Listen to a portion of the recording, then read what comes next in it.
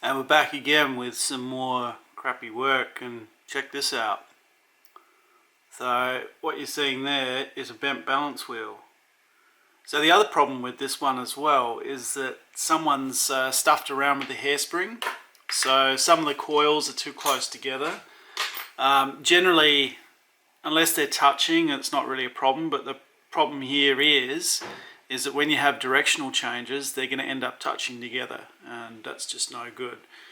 But yeah, just check out how bent that is. Pretty incredible, isn't it? I mean, if we look at it on the time grapher, we'll just take that off. So if we have a look over there, and hang on, just trying to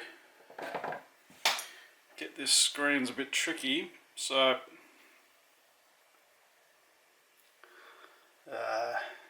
hang on.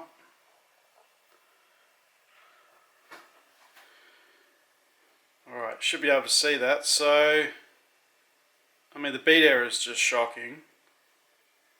The amplitude's okay, but the beat error sucks.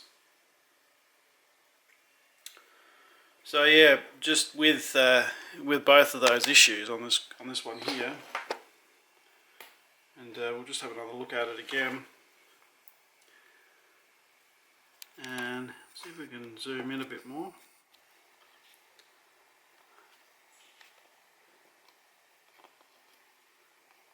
So really the prudent thing for me here to do is just to replace the entire balance. I mean, I could true it up and stuff like that, but with the hairspring damaged as well, or not in great condition, it's really just not worth it. Alright, so that one's going to get a new balance. Thanks for watching.